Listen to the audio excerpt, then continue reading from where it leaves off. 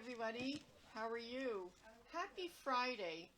Thanks so much for joining us today. For those of you that don't know me, my name is Jackie G, and I'm with Gwartzman's Art Supplies here in Toronto. This month we're doing something a little bit different. It's called our Arttober, and there's so many different ways that you can join in with Arttober, whether you're following with the Inktober, if you're trying something new. We want to be part of whatever you're doing for the very first time or something you've been continuing to do for a long time. So as you know, I've been promoting a lot of our talks that we're going to be having special guests over this month. And today, of course, I am so excited. I have my guest here with me, and I'll be introducing her in just a second. Now, I want to tell you we are live, and because we are live, we are actually sitting in a different spot than we normally do. We're sitting at the front of the store, peering out onto Spadina Avenue. So if you see people walking in and out, that's just because we are near the front door, and we're trying to make it a little bit more interesting for you to join us. If you have questions during our chat or comments, we'll do our best to answer them. Michelle is behind the camera today, so I can't see the camera at the moment. So as I say, if it's something that we can do for you, we'll try and answer it, or Isabel and I will certainly try and answer it after we have our chat. So thank you again for joining us. I'm probably going to let Isabel talk a little bit about herself. I always feel that it's better for that person to introduce what they do. I could tell you all the wonderful things about Isabel, but I think it's only fair that she tell it to you. I will say that it is a great idea if you're looking for something different. Check out Urban Sketchers. Actually, you should check out Isabel, and I'm going to let her tell you where she is posting all of her work so that you can see it. Mm-hmm. And as I say, we're going to have a nice chat, and we'll go from there. So, Isabel, you know, we talked about this in advance, that we were just going to have a really nice conversation, and I know so many things popped up while we were chatting before we went live. Mm-hmm. So what I'd like you to do is, people always hear me talking. Mm-hmm. Tell us about yourself. Well, first of all, thank you, Jacqueline, for inviting me over to Gwartzman and talk about the Urban Sketchers. And thank you for all of you out there who's listening right now and watching us live. Yeah, we're going to wave in advance, just in case we don't wave while we're talking. Yeah, so I'm an urban sketcher. I belong to the Urban Sketchers Toronto chapter of the Global Urban Sketchers organization. It is a chapter here in the city of Toronto, but there are 300 plus, or maybe 320 more chapters all over the world. So if you are interested to become an urban sketcher, look for one in the city where you live, and you can just join them. Wow. Yeah, and it's for free. So no one is judged to do urban sketching, and if you say that you cannot draw, you can learn how to draw. So drawing is easy. It's just a matter of practice. So about myself, I started joining Urban Sketcher way back in 2017. Mm-hmm. And I was just looking for, something to have a group, because when my company sent me to Vancouver for a little over a year, when I came back, I was just looking for a group. I am self-taught, by the way, and I only learned how to urban sketch here in Toronto, and that was just a few years ago. It was just in 2016, 2017 when I started really drawing, but not really urban sketching. When I joined the Urban Sketchers, that's how I got interested in drawing buildings, like you can see outdoors, on location. So anyone can do that. The Urban Sketchers group will just accept anybody, any artist or non-artist who are interested in sketching on location, and it's a friendly group. Okay, so hold on. We're going off track because we took a lot of notes. Remember, we talked about it. Mm-hmm. But you are also involved in the International Urban Sketching Group, correct? Yes, I am. So tell us about that.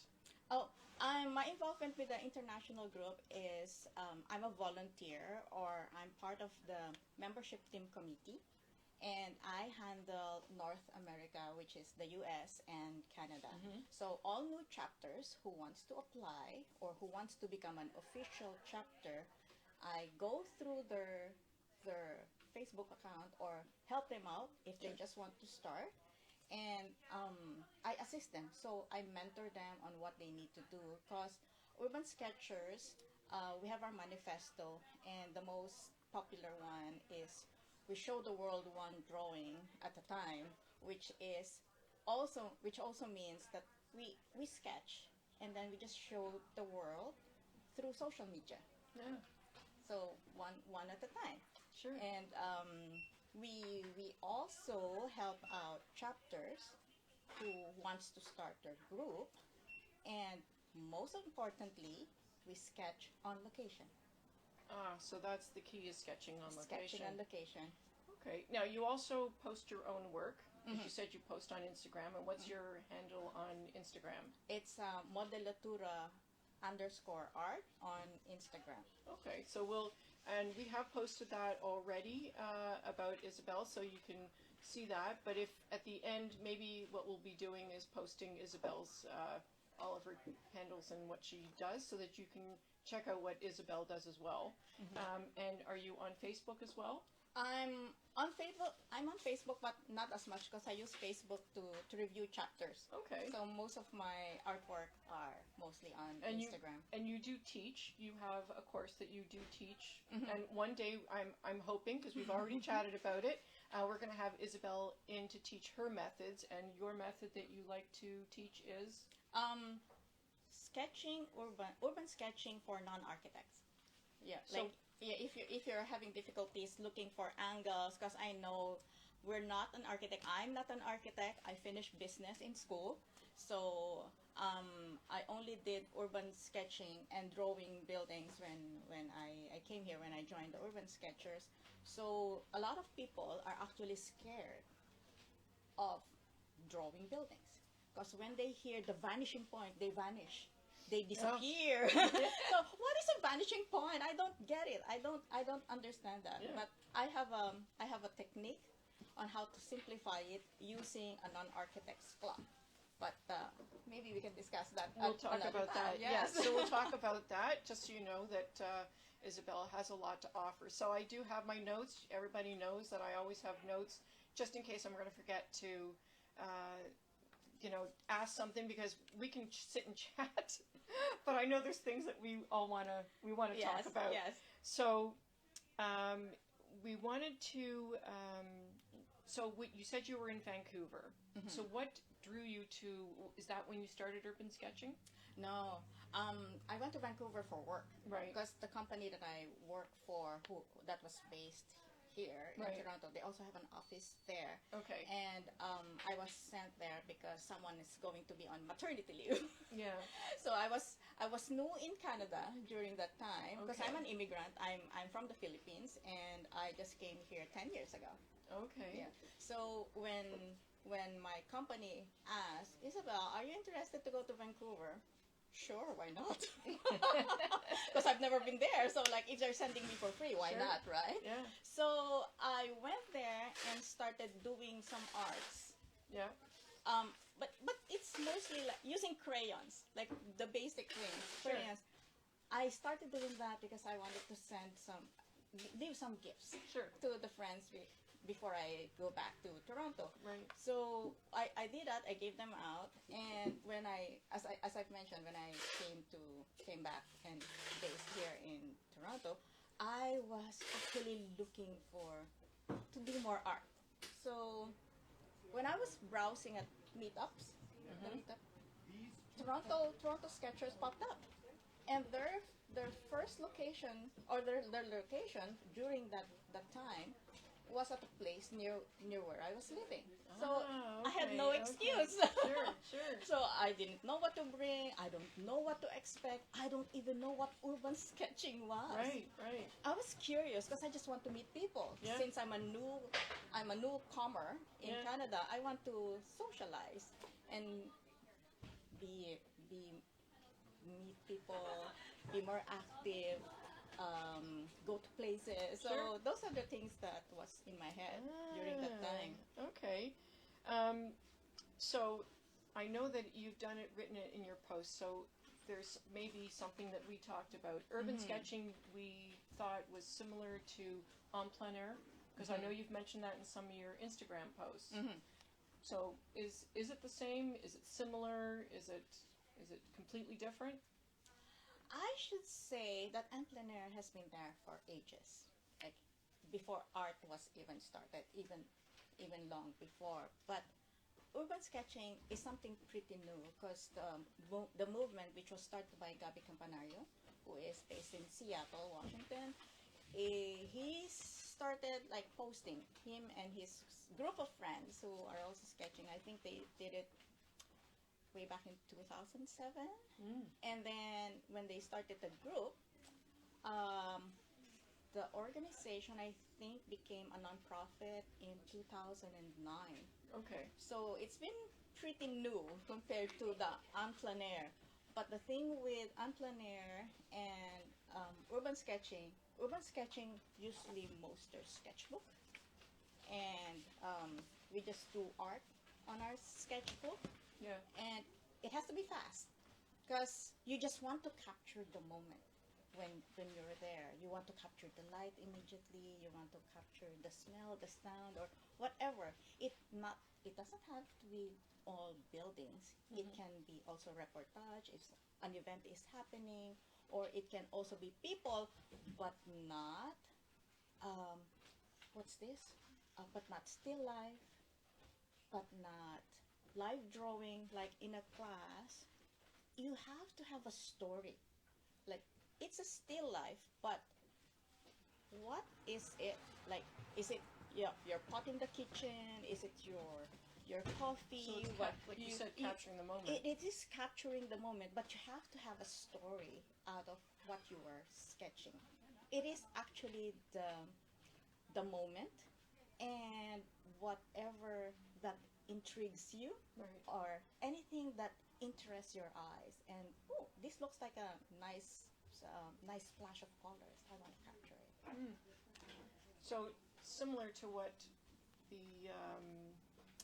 they did before, we were talking about it earlier. So you were using Van Gogh as an example. So he would take his box out to the field, and he'd be there, and he'd probably do something quick. And then, like we were saying, you go back to your studio or to wherever you are working or sitting, and you can fill it in with color later. You can embellish it any way you want, but it's that, like you say, capturing that moment, which is probably what they did too when they were out in the field, because maybe they were there for hours, but they would have done a lot of different, right? Different studies. Different, I think Van Gogh or Monet, or they did different times of the day for their paintings, to capture the light. So I guess it's the same idea. It's the same idea, but a lot of urban sketchers right now, what they keep on their sketchbooks, that's the final artwork. Yeah, whereas, the en plein air, the sketchbook, it's just a sketch. It's just a the thought, initial. it's a value study or whatever. Now, what I see, the trend for urban sketchers, they make their sketchbook so pretty that it's their final artwork. Okay. Yeah. But do you tend to frame your artwork, or do you keep it all in the books? Personally, I like sketching on sketchbooks, so I don't frame them. Sometimes I have loose sketches. They're just there. Okay, all right. They're just there. I hardly frame my sketches. I guess it's like going on a trip and you print your photographs or whatever, and you can actually put them in a book or tell the story that way. Yeah, right? yeah. Because a lot of sketchers are also travel journals. They take their sketchbook and it's their travel journals. They write on it, and they jot down notes on what happened during their trips. So when you browse onto your sketch, oh, I remember this. There was this lady talking to us, talking about this house, and blah blah blah. Like it's giving back memories, good memories, instead of just taking photographs. Right. You capture it on your sketchbook. Oh, that's just so cool. It is cool. So actually, if you have small sketchbook, the easier it is for you because you can easily put it in your purse. Yeah. Yes, and Isabella's gonna show us what she carries. We were discussing all of her tools and everything, so we'll get to that in just a second. Michelle, are there any questions so far? No? Okay. Well, again, thank you everyone for joining us. As I say, we'll give a shout out and a wave, just in case that we don't want to forget that we are not only talking to each other right now. So you mentioned before that it's free to join, so there's no charge. You just have meetups, and I've seen those posted on Instagram, and that's for the USK Toronto, correct? Yes. So if you're in Toronto, you would look up USK Toronto, and they will show you their meetups and where they meet and how often it happens, so you can, always follow them or reach out, I guess, to Isabel and see what's happening. But yes, there is quite a bit that you can see from their posts. I always like catching up and seeing where you're going to be in the Toronto area. It's really, really cool. A lot of great spaces that I don't think you would ever think that someone wants to go and just sketch there. Right? Really neat locations. Okay, and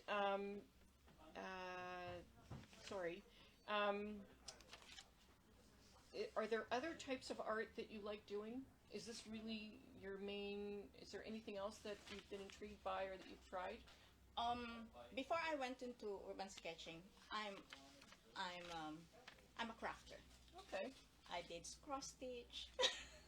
I did beading. I did polymer clay. I did a little bit of drawing there just to lay out what my design would be, but not really urban sketching. When I started urban sketching, I forgot about everything else. I would like to try oils one day, but they say it's different. Like, why did you start? Because my medium is watercolors. When I do my sketches, it's mostly on watercolors, and most en plein air artists, they would start with oil because they can control the medium. Whereas for me, it's watercolor. The looser, the better. So, because you've seen my style. It's very loose. Like, I don't like drawing on a straight line. I don't like straight lines. So, what I do is I sometimes experiment, like mixed media, I guess. So one day maybe I will try oils or acrylic. I tried oil once, but it's an epic fail, so I'm not going there. Yeah, I like that idea that you can use pens, and then if you want to put the watercolor over it, you don't have to follow the lines. I think that's what the fear is for a lot of people, that, once they create a line and then watercolor, because it does spread, that you have to worry that it's, doing something it shouldn't. But the whole idea is that you incorporate color into your drawing. True, but sometimes I do a reverse. If a complex building is very interesting, the more complex it is, the lesser I use the pen. I will just use watercolors because it's transparent and it's water soluble, so you can mess it up, right? So I will just start with the basic shapes. So I was going to ask you, do you have anything like that in your bag? In your book? On here, actually, this one. So we'll just show that. So that's what Isabel's talking about with starting with color as opposed to starting with pen. Does that show, Michelle? Okay. Yeah. It's good now? So, actually, there's no pen. Right. There's so that no was pen. your plan, not to put in any pen. This was actually testing watercolors for for Romanchal. Wow. So I was trying out for this sketch. I was trying out ultramarine, different types of ultramarine, and burnt sienna. For, can I show this? Yeah. Because you're carrying this line, right? Yeah, we do. For Romanchal. Yeah. For a watercolor palette. And you know what? I didn't grab one of those. We should show it. Roman Small, for those of you that aren't familiar, is an artist quality watercolor that is made in Poland, and I think I've mentioned it before. We're going to do a whole write-up about him, but I happened to meet him at a trade show. He was walking the show. He didn't even have a booth at the time when we met him. Yeah. And he pulled out this color chart of over 100 colors at the time, which was just so amazing. So once I knew that Isabel and Merrick and a few other people had interest, we pursued it to bring it in for North America, and it is beautiful paint. It is wrapped like candy.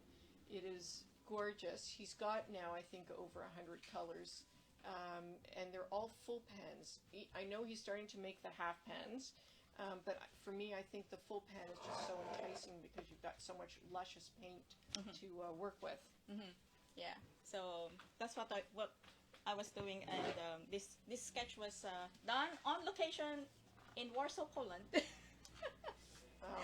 Yeah, so it was a fun time because Urban Sketchers has unlimited imagination. I guess most artists are, and we just want to play with art material. Sure. Yeah, so the more the merrier. Yeah, that's the whole idea. So maybe we can show you, because his sets are a little bit different in how they're always looking they look wet. They look wet. They look wet. Yeah. Do you want us to bring it forward, Michelle? You want me To see it? No?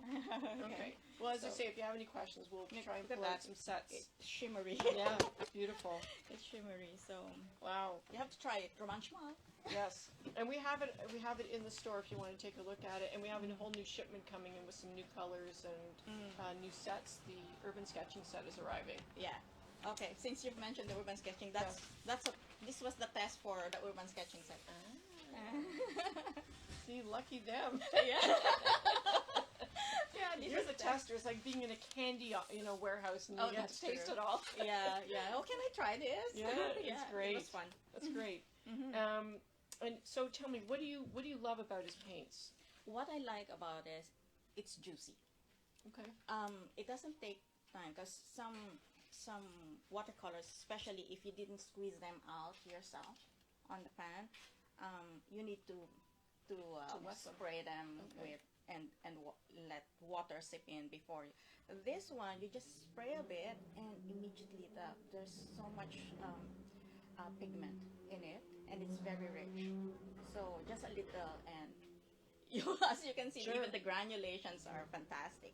So that's what I like about it, and I especially like the shadow gray and the Aquarius green.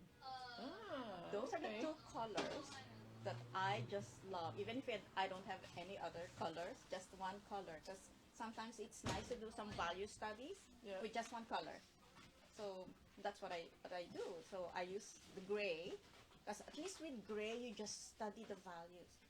Don't worry about the colors, and then you can just add colors on another piece or onto your sketch at another time. Oh, very interesting. Yeah, that's great. Wow. See, we're going totally off topic here. Okay, so Isabel brought along, I put out a few items. Isabel brought along her bag, and she's going to show us what a typical urban sketcher might carry with them. We did talk about, again, how easy it is just to try urban sketching, which is, I'm going to let Isabel explain it, all the basic tools that you need. But how many bags do you have set up that you are ready to go out at a moment? maybe 5. Okay. different times, different occasion. If I have like a full day of sketching, usually these 2 bags that I have with me now, this will be with me on the road. Or if I'm traveling, this will be with me on the road. But if I'm traveling, I need to have something light. I can go as little as, can I? Sure. Yeah. Just your sketchbook. Just get a regular sketchbook. Mixed media is good because it's good for pencil, watercolor, water-soluble pens. I love going out with a fude. I have several here. Several fountain pens here with me. Some has permanent ink, and others with water-soluble ink. So I can just draw and activate the water-soluble ink with a water brush. Ah, Yeah. Okay. So this is what we have. The Sailor. These are made by Sailor. This is their Fuda Mamen pen. That's how they describe it. It comes in a couple different colors and also 2 widths. There's a 40 and a 55. Which is your favorite? What I have now is a 55. Okay. So I had this before. So I'm actually, it's okay because I use different angles Sure. when I'm drawing. Sure. Yeah. And it is an interesting pen because it does have an unusual angle. You would normally think of it for calligraphy, but urban sketchers love it just because of, I guess, the shape and... Yeah, the bent knee, that's what it's called. I don't know. Y- Can I show it in front of the camera? So, 'cause it has a bent knee. Can you see? There. So you can see that it has an angle. Right. So this is nice to work on because you can use different angles, different lines, different widths, and it's so much fun to use. Yeah, and it's Yeah. fine for left or right-handed. Mm-hmm. So it's good for that too. Yep, that is true. And Yep. water brushes are always handy no matter what. I mean, these are all new things. These are all things that have been around for a long time, but it's amazing how they get picked up on and what tools you can use. Yes. We did pull out just a few other things just to show you, Isabel's saying how small you can go, and then we're going to go through Isabel's bag because I think we all want to see what's in her bag. So we were saying, things that are small. So I just grabbed a few things. We're not even talking always using, of course, there's always Roman small watercolors. If you're a fan of Schminke, if you're a fan of Winsor & Newton, if you're a fan of anything that's in a smaller format, those are great to use. I mean, you don't have to, you can use what you have, or if you're looking for something new. This I grabbed, this small, but this is like under $20, and you've got something just handy, fit in your pocket, or, well, maybe not your pocket, but your bag. The Viviva, which are sheets, of watercolor, and you can carry that with you, keep it simple. This is just really, really handy, and, just everything that's going to be easy for you. We grabbed some pens just to show you all the different tools. As I say, you're not limited by brand. It's what you also feel comfortable with. And just like Isabel has all of her favorites, I'm sure there's favorites by every urban sketcher, and they all love to share their information on what they like to use, right? Yep, that's true. The more the merrier. The more when I was coming here, oh, why are you happy? Like, because I'm going to an art store.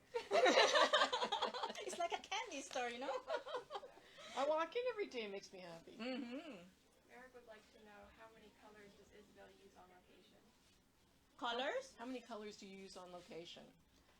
Well, for a quick sketch, usually it's 3 to 5. Basically, it's the ultramarine blue, burnt sienna, or a little bit of red, just in case it needs accent. But for blue, because sometimes you just need a little bit more of a different shades of blue, so it's not too boring. So mostly it has to gel together, and maybe about 3 to 5. Is that typical for most urban sketchers? It depends. Okay. Because some urban sketchers, they just love colors, and the more colors, the brighter it is. It's good for their art. It also depends on their style. Right. So I don't tend to differentiate too much, or I don't like it too colorful, because I had that before. I was having all colors everywhere. It looks weird. It's not focused. You're losing your focal point. So I started changing my style and minimizing the colors as much as I can. Does that sorry, yes, Michelle. Another question? Yes. What's your favorite color for adding shadow? For adding shadow, shadow gray, of course, shadow gray. But when I do my shadows, normally, or when I'm doing urban sketching, I'm using watercolors. I don't use the color as is. I tend to add something to that, so it will be more interesting. What do you mean? If, for example, for the gray, it depends on what I'm drawing. I will add a little bit of more blue, Okay. or ultramarine blue, or burnt sienna, or green. So Green you would put down your gray first and then put the color on top of it, No, or I- mix it in. I mix it. I mix Okay. it either on my palette, or sometimes I would mix it on paper. Do you have it in your sketchbook? Oh, on my sketchbook? Yeah, look at that, my shadow. It's good I didn't wash it. No, artists aren't supposed to wash the palettes all the time. Oh, sometimes I don't like it. See? Just two colors. Ah. For this one, just two colors. And is that the shadow gray? Yeah. Ah, beautiful. That's a shadow gray. But the colors would change because I added.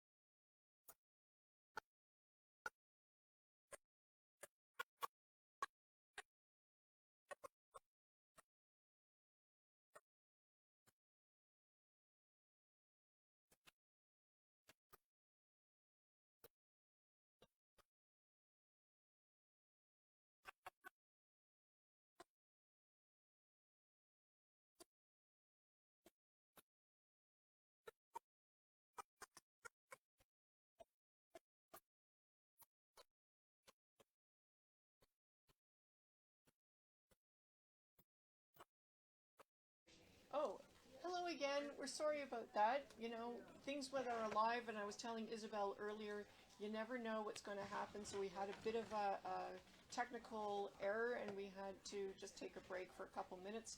Gave Isabel a chance to show some of the things, get those things ready in her bag. So we're ready to go on. So thank you again for continuing to join us. Hello to everyone that's watching us today. My name is Jackie G, and I'm with Gwartzman's Art Supplies here in Toronto. My guest is Isabel Santos, and she is Modellatura representative also with USK Toronto. So you're going to show us some of the things that are in your bag. Yeah. Okay. So as an urban sketcher, of course, you have to have your sketchbook. Sometimes on location, I would bring two sketchbook, not different sizes, or maybe something that's even smaller. Like, may I have Sure, one absolutely. of your, either this one or something Are that. blocks popular, or is it? Oh yeah, yeah. Okay. Or blocks, because easily if someone wants to buy your sketch, you can just give this out. Name your yeah. price. Instant sale. I It was happened going to say, to me. artists don't want to sell their work, do they? Well, if the price is right, why not? So of course your sketchbook. My next favorite item are my fountain pens. I have several with me Okay, so how many fountain pens do you actually have? to bring on location. No, well, in general, how many do you have? I don't know. How many typically do you carry on location? If I'm traveling, usually I try to limit myself to 3, and I'll just bring a bottle of ink. Okay. But if I'm around here and I don't want to carry, a separate bottle of Right. ink with me, I will have 3 or 4.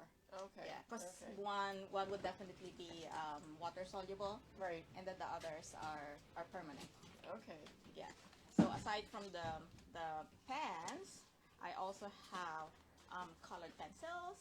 Some are water soluble, and some are not. So because these are good, doing water soluble pencils are good for sketching because you don't need to erase anymore. Right. So you right. just use that for your first draft or just for the layout, not the details. And then as soon as you put in your watercolor, it's gone. You don't need to erase anything. Right, and you can take your water brush with you, which would be just Yes. as easy. Yes. Okay. So water brush, Yeah. but for sketching, I also have my sets of brushes, and these are my sets of brushes that I take with me regularly, but I will only use 2. Oh, okay. Yeah. My 2 favorite ones are this The or dagger. two. Yeah, the dagger. Yeah. And lately I've been trying out your Tintoretto yes. brush. Yeah, so I only have one Tintoretto for now, and this one has a really nice long bristle with a nice point. And I like this. Oh yeah. I That's- like this That's a for my rigger. That's like a cat's tail, they call it. Oh, is it? Is Yeah. that what it's called? Yeah. I don't know. Like, because usually I have a rigger brush, Yeah. but this is better than a rigger because Yeah. it goes for miles. Like, Yeah. it goes on and on. I don't know why they would call it like a cat's tail, but they always said that because it would get quite full in the bottom part, Mm-hmm. and then the paint just keeps traveling to the very fine bits at the top. Yeah, that's true. I think we have some of those from Tintoretto. Oh, nice. Yeah, I always found that to be a very unusual. Unusual Type of shade. brush, yeah. Yeah. First time I've used this, I was intrigued. Yeah. And then when I started using it, I used it more and more. Yeah. I really like it. Oh, good, good. So those are part of my kit. Of course, my watercolor palette. So this one is by Roman Schmal. That's right. So, question about the bamboo mat. I'm not sure a lot of people are familiar with that. What do you like about the bamboo mat? This I know what we like about bamboo mats, but what do you like about it? This is actually a sushi roller. A sushi roller. I made it myself. Okay. I stitched this Yeah. from a fabric of one of my t-shirts, Sure. I think. So what I like about this, it keeps the brushes, especially the tips, protected, Mhm.